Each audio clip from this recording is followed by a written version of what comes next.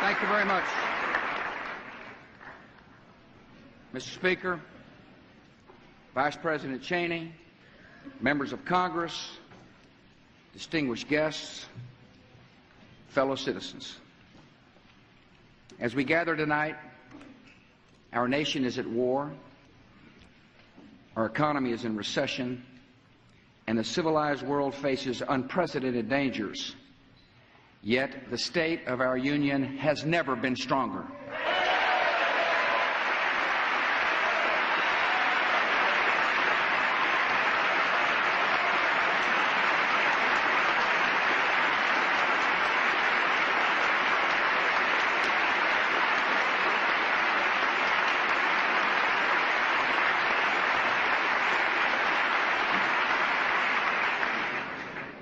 We last met in an hour of shock and suffering. In 4 short months, our nation has comforted the victims, begun to rebuild New York and the Pentagon, rallied a great coalition, captured, arrested, and rid the world of thousands of terrorists, destroyed Afghanistan's terrorist training camps, saved the people from starvation, and freed a country from brutal oppression.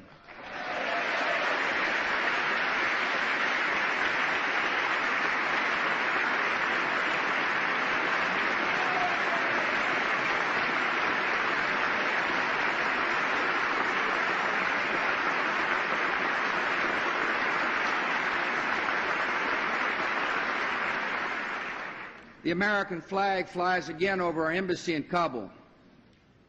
Terrorists who once occupied Afghanistan now occupy cells at Guantanamo Bay.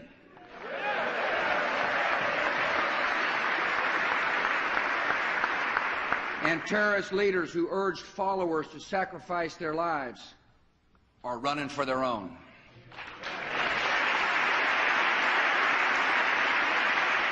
America and Afghanistan are now allies against terror. We'll be partners in rebuilding that country. And this evening, we welcomed the distinguished interim leader of a liberated Afghanistan, Chairman Hamid Karzai.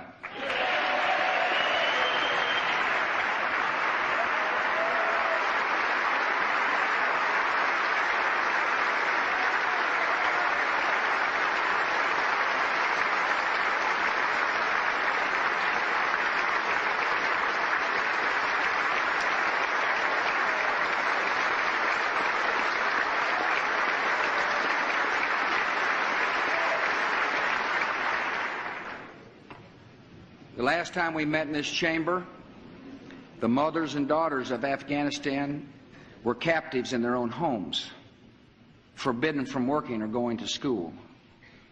Today, women are free and are part of Afghanistan's new government, and we welcome the new Minister of Women's Affairs, Dr. Seema Sumar.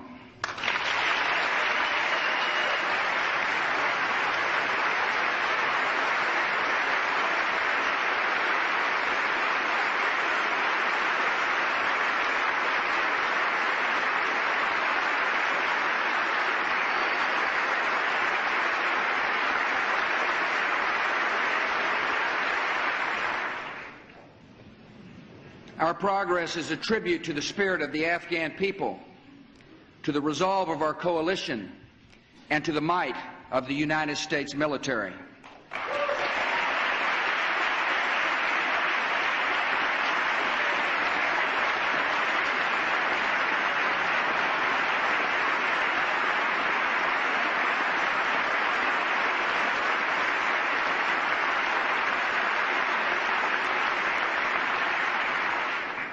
When I called our troops into action, I did so with complete confidence in their courage and skill.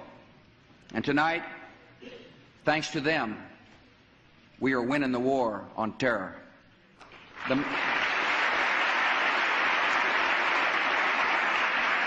men and women of our armed forces have delivered a message now clear to every enemy of the United States, even 7,000 miles away, across oceans and continents, on mountaintops and in caves.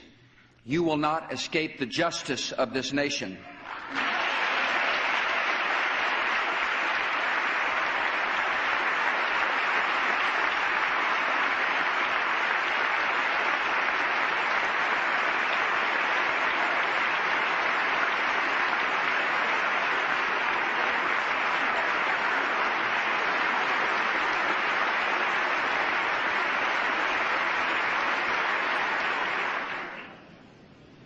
For many Americans, these 4 months have brought sorrow and pain that will never completely go away.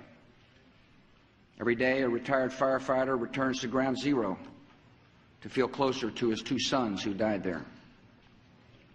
At a memorial in New York, a little boy left his football with a note for his lost father. "Dear Daddy, please take this to heaven. I don't want to play football until I can play with you again someday."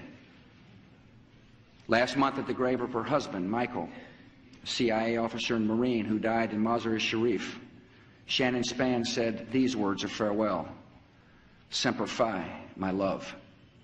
Shannon is with us tonight.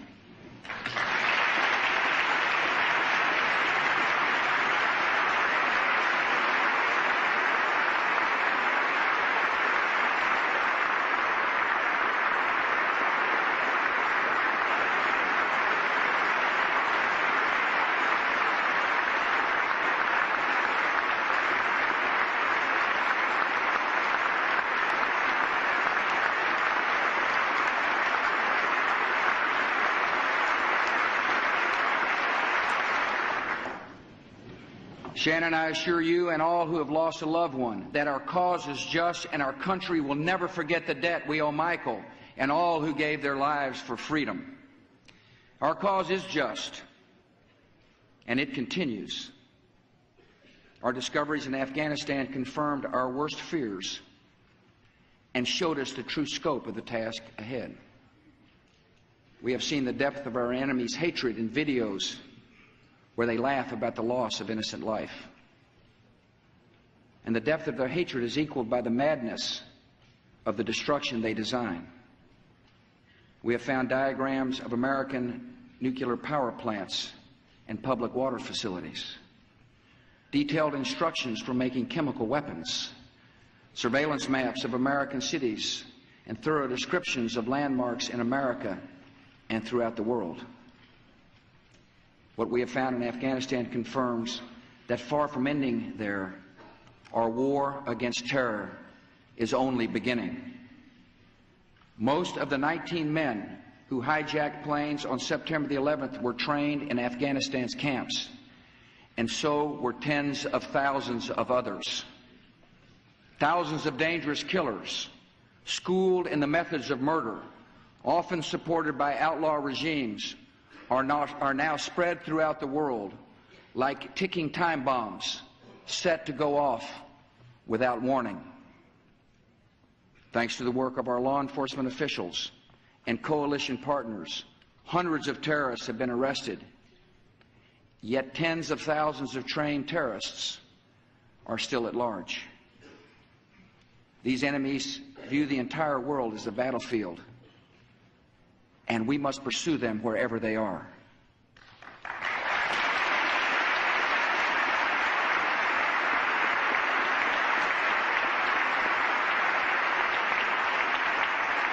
So long as training camps operate, so long as nations harbor terrorists, freedom is at risk, and America and our allies must not and will not allow it. Our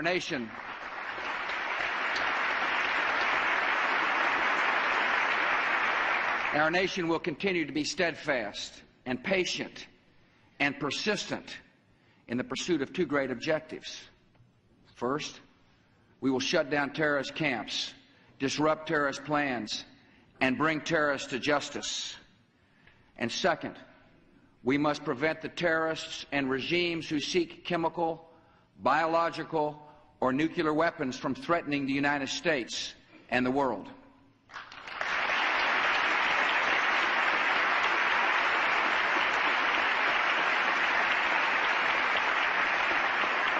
Our military has put the terror training camps of Afghanistan out of business, yet camps still exist in at least a dozen countries. A terrorist underworld, including groups like Hamas, Hezbollah, Islamic Jihad, Jaish-e-Mohammed, operates in remote jungles and deserts and hides in the centers of large cities. While the most visible military action is in Afghanistan, America is acting elsewhere. We now have troops in the Philippines, helping to train that country's armed forces to go after terrorist cells that have executed an American and still hold hostages. Our soldiers, working with the Bosnian government, seized terrorists who were plotting to bomb our embassy. Our Navy is patrolling the coast of Africa to block the shipment of weapons and the establishment of terrorist camps in Somalia. My hope is that all nations will heed our call and eliminate the terrorist parasites who threaten their countries and our own. Many nations are acting forcefully. Pakistan is now cracking down on terror, and I admire the strong leadership of President Musharraf.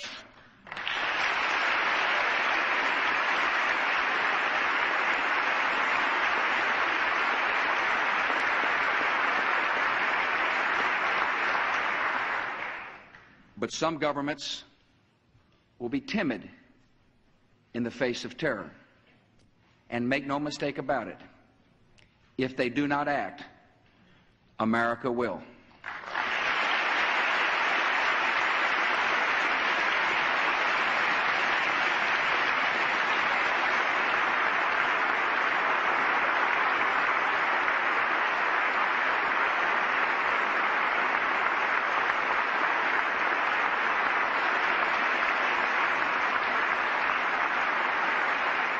Our second goal is to prevent regimes that sponsor terror from threatening America or our friends and allies with weapons of mass destruction. Some of these regimes have been pretty quiet since September the 11th, but we know their true nature. North Korea is a regime arming with missiles and weapons of mass destruction while starving its citizens. Iran aggressively pursues these weapons and exports terror, while an unelected few repress the Iranian people's hope for freedom. Iraq continues to flaunt its hostility toward America and to support terror. The Iraqi regime has plotted to develop anthrax and nerve gas and nuclear weapons for over a decade. This is a regime that has already used poison gas to murder thousands of its own citizens, leaving the bodies of mothers huddled over their dead children. This is a regime that agreed to international inspections, then kicked out the inspectors. This is a regime that has something to hide from the civilized world. States like these and their terrorist allies constitute an axis of evil, arming to threaten the peace of the world. By seeking weapons of mass destruction, these regimes pose a grave and growing danger. They could provide these arms to terrorists, giving them the means to match their hatred. They could attack our allies or attempt to blackmail the United States. In any of these cases, the price of indifference would be catastrophic. We will work closely with our coalition to deny terrorists and their state sponsors the materials, technology, and expertise to make and deliver weapons of mass destruction. We will develop and deploy effective missile defenses to protect America and our allies from sudden attack.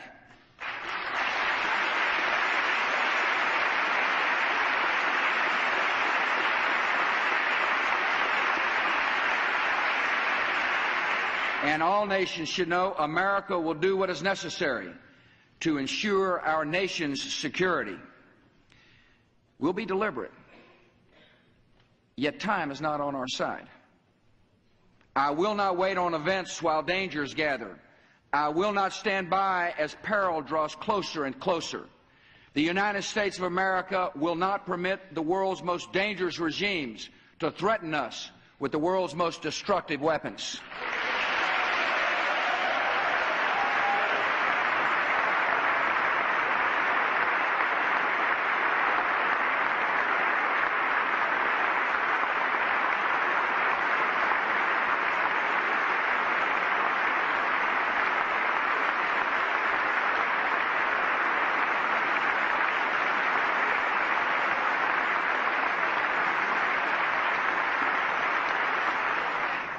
Our Our war on terror has well begun, but it has only begun.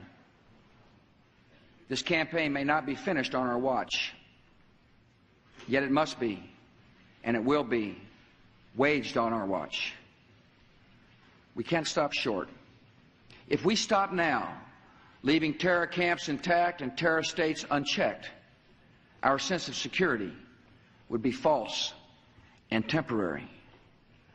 History has called America and our allies to action, and it is both our responsibility and our privilege to fight freedom's fight.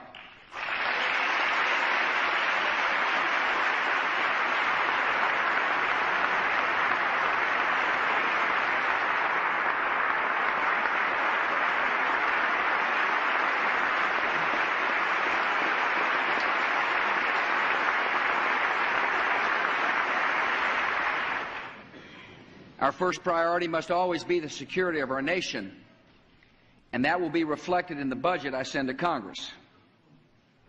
My budget supports three great goals for America.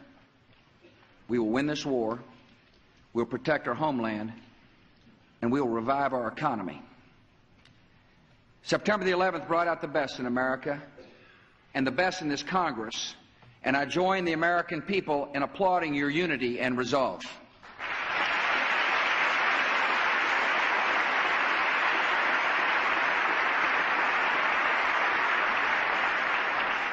Now Americans deserve to have this same spirit directed toward addressing problems here at home. I'm a proud member of my party. Yet as we act to win the war, protect our people, and create jobs in America, we must act first and foremost not as Republicans, not as Democrats, but as Americans.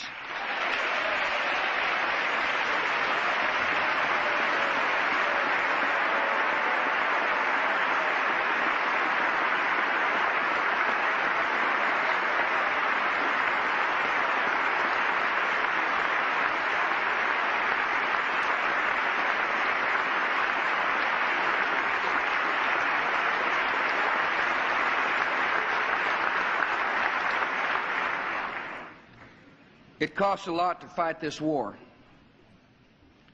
We have spent more than $1 billion a month, over $30 million a day, and we must be prepared for future operations. Afghanistan proved that expensive precision weapons defeat the enemy and spare innocent lives, and we need more of them. We need to replace aging aircraft and make our military more agile to put our troops anywhere in the world quickly and safely. Our men and women in uniform deserve the best weapons, the best equipment, the best training, and they also deserve another pay raise.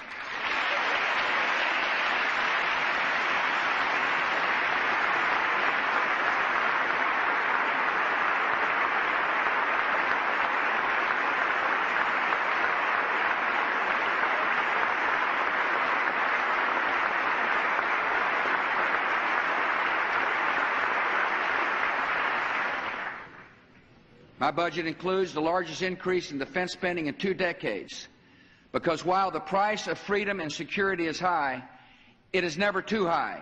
Whatever it costs to defend our country, we will pay.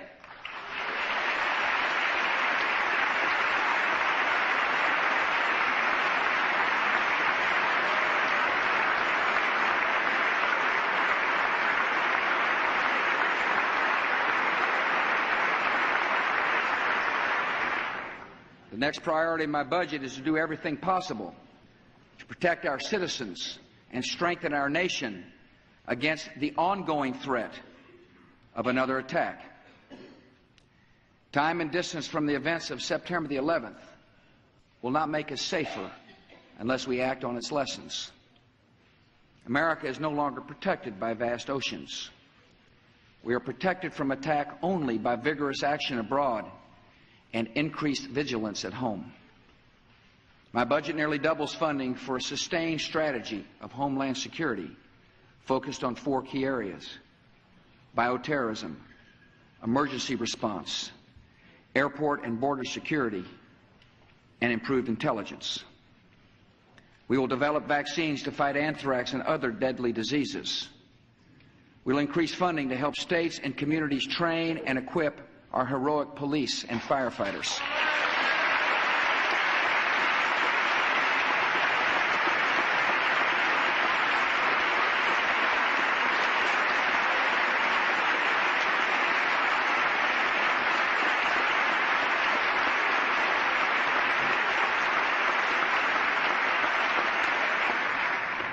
We will improve intelligence collection and sharing, expand patrols at our borders, strengthen the security of air travel, and use technology to track the arrivals and departures of visitors to the United States.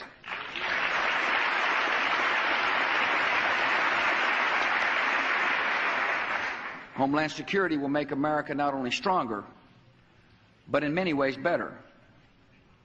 Knowledge gained from bioterrorism research will improve public health. Stronger police and fire departments will mean safer neighborhoods.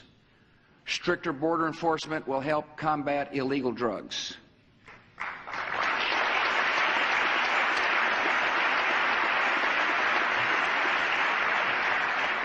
And as government works to better secure our homeland, America will continue to depend on the eyes and ears of alert citizens.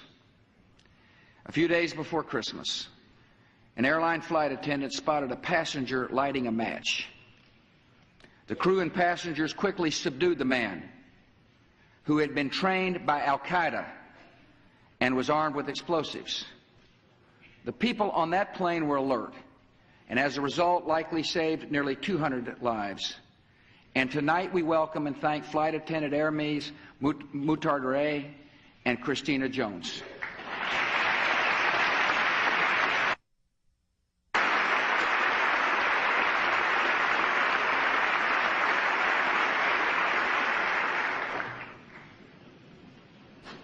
Once we have funded our national security and our homeland security, the final great priority of my budget is economic security for the American people.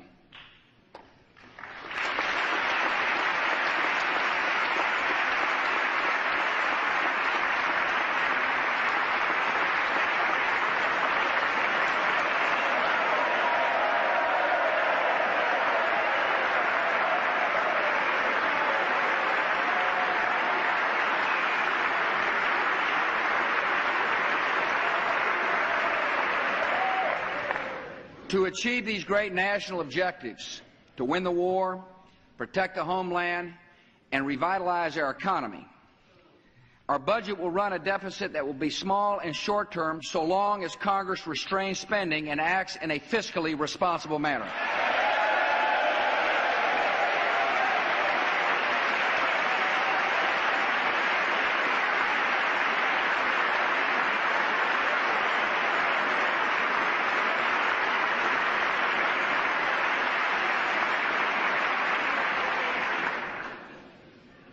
We have clear priorities, and we must act at home with the same purpose and resolve we have shown overseas. We'll prevail in the war, and we will defeat this recession.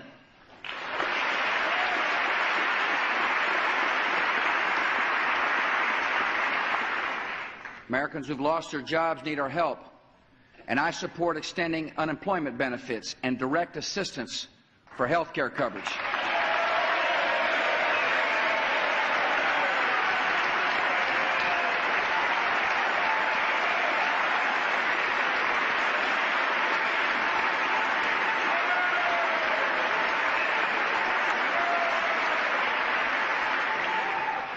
Yet American workers want more than unemployment checks. They want a steady paycheck.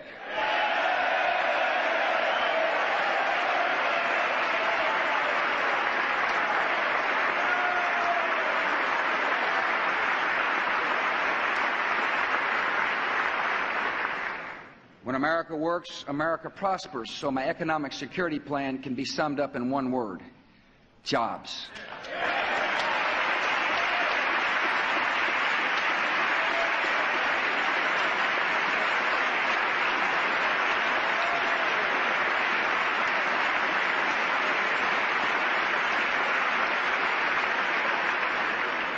Good jobs begin with good schools, and here we've made a fine start.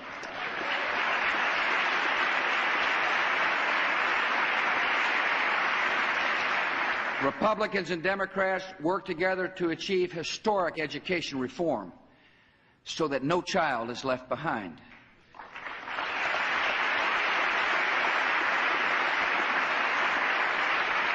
I was proud to work with members of both parties, Chairman John Boehner and Congressman George Miller.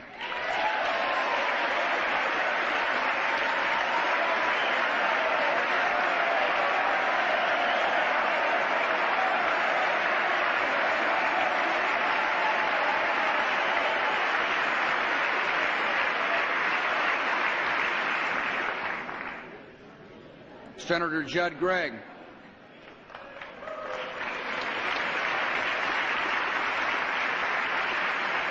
And I was so proud of our work, I even had nice things to say about my friend Ted Kennedy.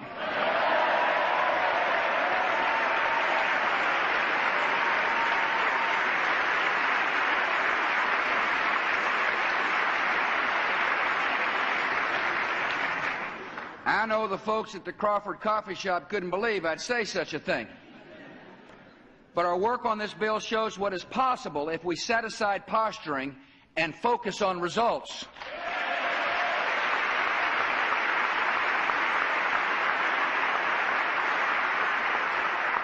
There's more to do. We need to prepare our children to read and succeed in school with improved Head Start and early childhood development programs.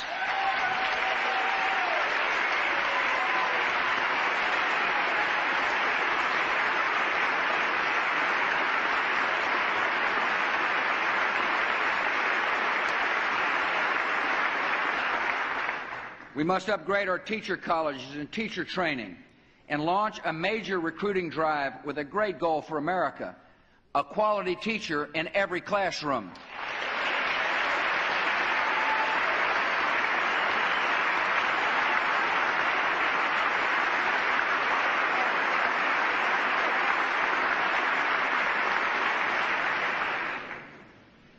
Good jobs also depend on reliable and affordable energy. This Congress must act to encourage conservation, promote technology, build infrastructure, and it must act to increase energy production at home so America is less dependent on foreign oil.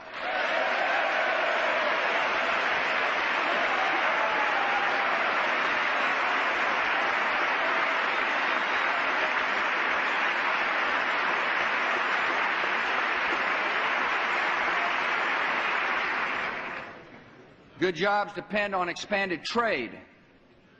Selling into new markets creates new jobs. So I ask Congress to finally approve Trade Promotion Authority.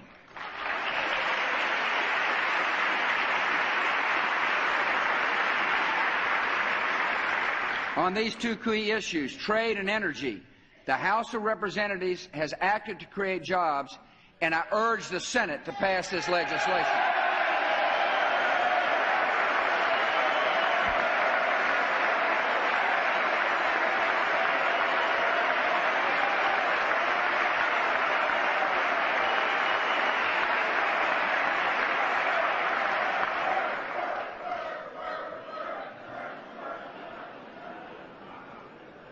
Good jobs depend on sound tax policy. Last year, some in this hall thought my tax relief plan was too small. Some thought it was too big. But when the checks arrived in the mail, most Americans thought tax relief was just about right.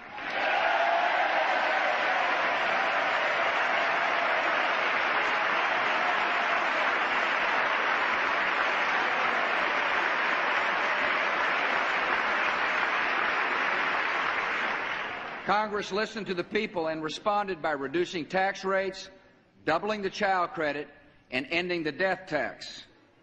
For the sake of long-term growth and to help Americans plan for the future, let's make these tax cuts permanent.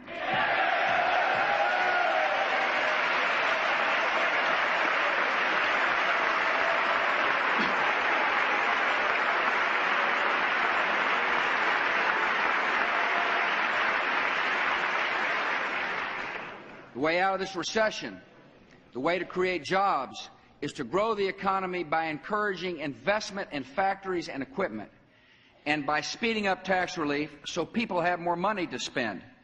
For the sake of American workers, let's pass a stimulus package.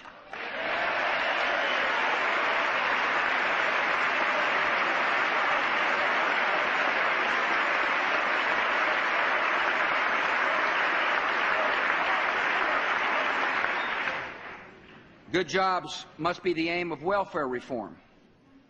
As we reauthorize these important reforms, we must always remember the goal is to reduce dependency on government and offer every American the dignity of a job.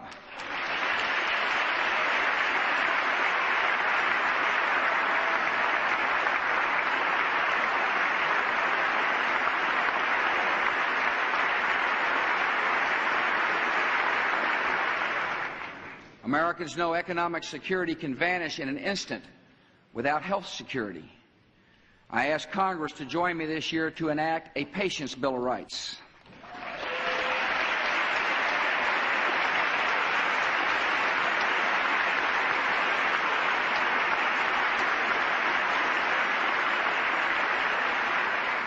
To give uninsured workers credits to help buy health coverage.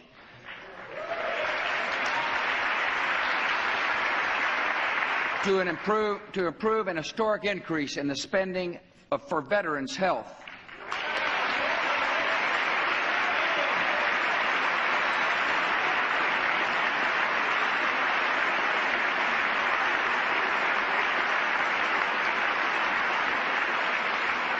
And to give seniors a sound and modern Medicare system that includes coverage for prescription drugs.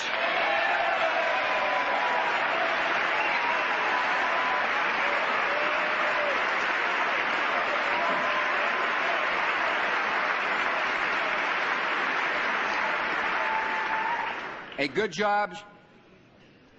job should lead to security in retirement. I ask Congress to enact new safeguards for 401k and pension plans.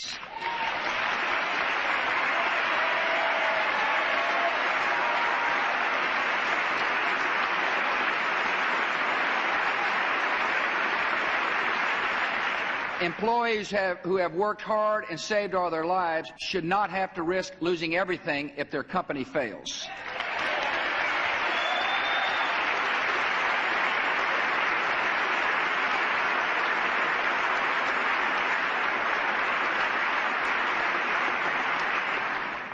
Through stricter accounting standards and tougher disclosure requirements, corporate America must be made more accountable to employees and shareholders and held to the highest standards of conduct.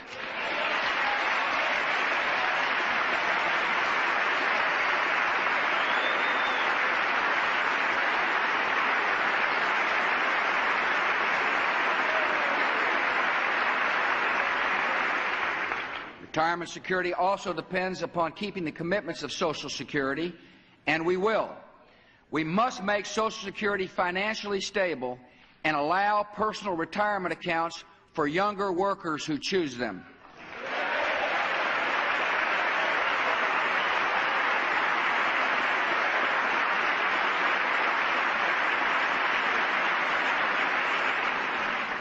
Members, you and I will work together in the months ahead on other issues.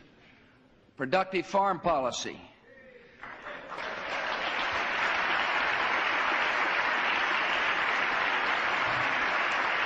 a cleaner environment,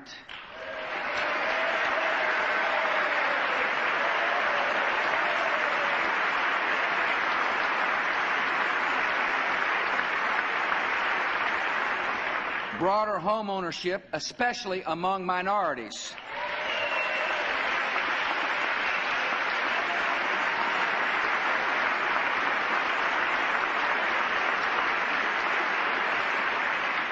and ways to encourage the good work of charities and faith-based groups.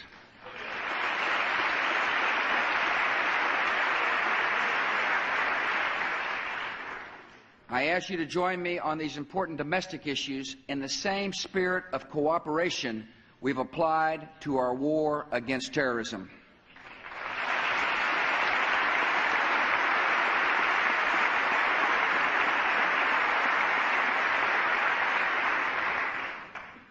During these last few months, I've been humbled and privileged to see the true character of this country in a time of testing. Our enemies believed America was weak and materialistic, that we would splinter in fear and selfishness. They were as wrong as they are evil.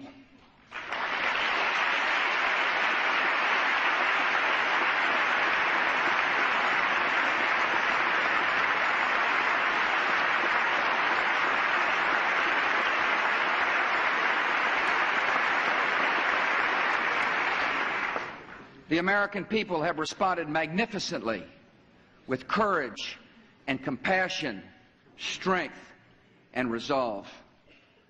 As I have met the heroes, hugged the families, and looked into the tired faces of rescuers, I have stood in awe of the American people. And I hope you'll join me.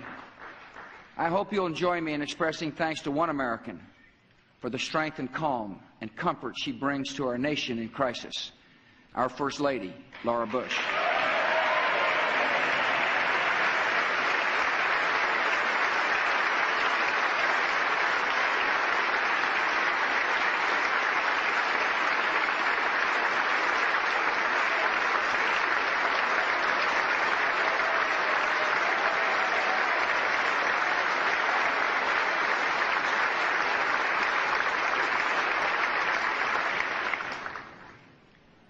None of us would ever wish the evil that was done on September the 11th. Yet after America was attacked, it was as if our entire country looked into a mirror and saw our better selves. We were reminded that we are citizens with obligations to each other, to our country, and to history. We began to think less of the goods we can accumulate and more about the good we can do. For too long, our culture has said, if it feels good, do it. Now America is embracing a new ethic and a new creed. Let's roll.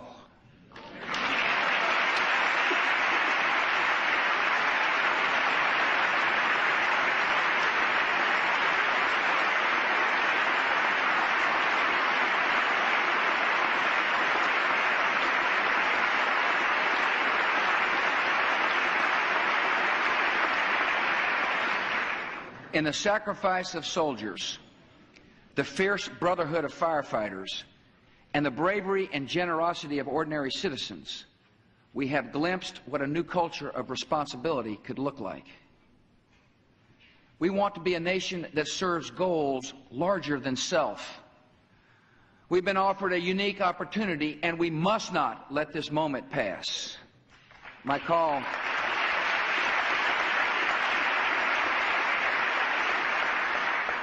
tonight is for every American to commit at least 2 years, 4,000 hours over the rest of your lifetime, to the service of your neighbors and your nation.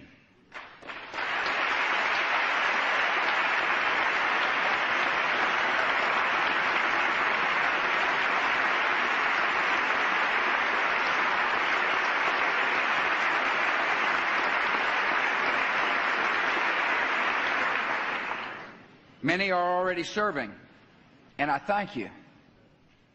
If you aren't sure how to help, I've got a good place to start. To sustain and extend the best that has emerged in America, I invite you to join the new USA Freedom Corps. The Freedom Corps will focus on 3 areas of need: responding in case of crisis at home, rebuilding our communities, and extending American compassion throughout the world. One purpose of the USA Freedom Corps will be homeland security.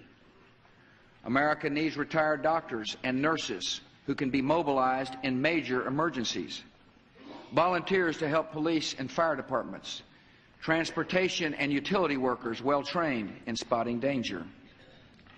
Our country also needs citizens working to rebuild our communities. We need mentors to love children, especially children whose parents are in prison. And we need more talented teachers in troubled schools. USA Freedom Corps will expand and improve the good efforts of AmeriCorps and Senior Corps to recruit more than 200,000 new volunteers. And America needs citizens to extend the compassion of our country to every part of the world. So we will renew the promise of the Peace Corps, double its volunteers over the next 5 years.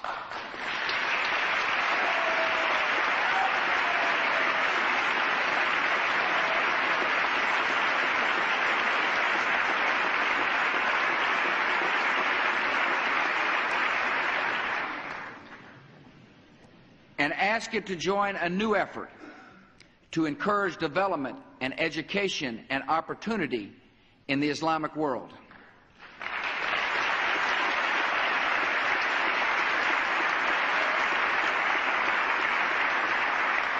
This time of adversity offers a unique moment of opportunity, a moment we must seize to change our culture.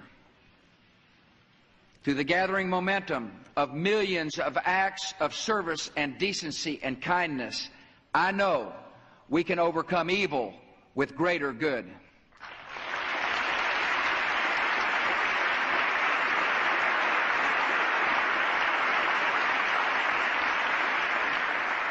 And we have a great opportunity during this time of war to lead the world toward the values that will bring lasting peace. All fathers and mothers in all societies want their children to be educated and live free from poverty and violence. No people on earth yearn to be oppressed or aspire to servitude or eagerly await the midnight knock of the secret police. If anyone doubts this, let them look to Afghanistan, where the Islamic street greeted the fall of tyranny with song and celebration. Let the skeptics look to Islam's own rich history, with its centuries of learning and tolerance and progress. America will lead by defending liberty and justice, because they are right and true and unchanging for all people everywhere.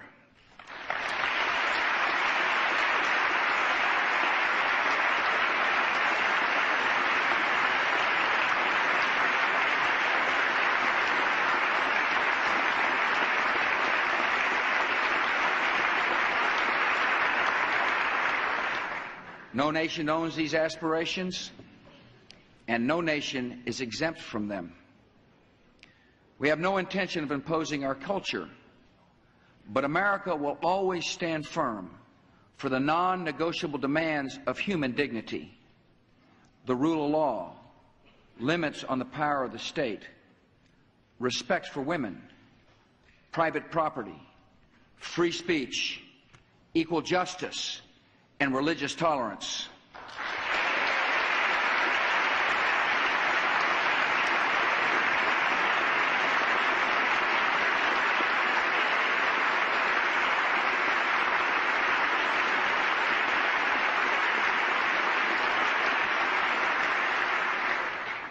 America will take the side of brave men and women who advocate these values around the world, including the Islamic world, because we have a greater objective than eliminating threats and containing resentment. We seek a just and peaceful world beyond the war on terror. In this moment of opportunity, a common danger is erasing old rivalries. America is working with Russia and China and India in ways we have never before to achieve peace and prosperity. In every region, free markets and free trade and free societies are proving their power to lift lives. Together with friends and allies from Europe to Asia and Africa to Latin America, we will demonstrate that the forces of terror cannot stop the momentum of freedom.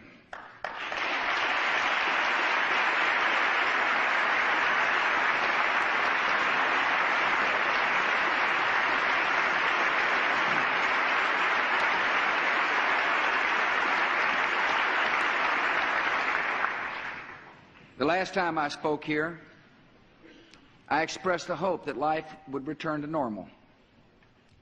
In some ways it has, in others it never will. Those of us who have lived through these challenging times have been changed by them. We've come to know truths that we will never question. Evil is real, and it must be opposed.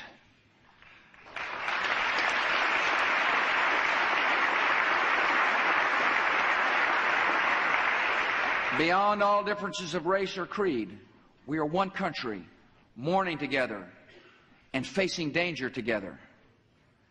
Deep in the American character, there is honor, and it is stronger than cynicism. And many have discovered again that even in tragedy, especially in tragedy, God is near.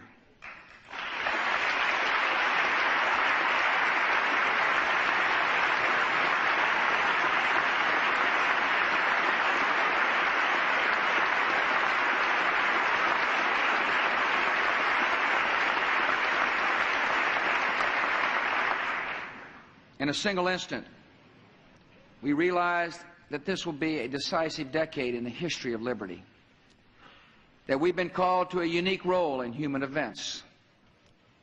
Rarely has the world faced a choice more clear or consequential. Our enemies send other people's children on missions of suicide and murder.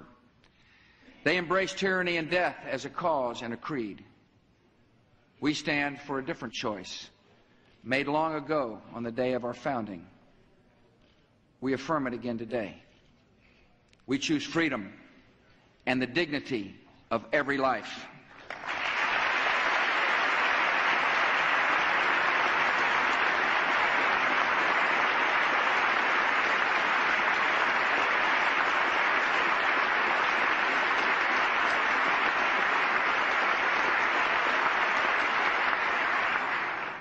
Steadfast in our purpose, we now press on. We have known freedom's price. We have shown freedom's power. And in this great conflict, my fellow Americans, we will see freedom's victory. Thank you all.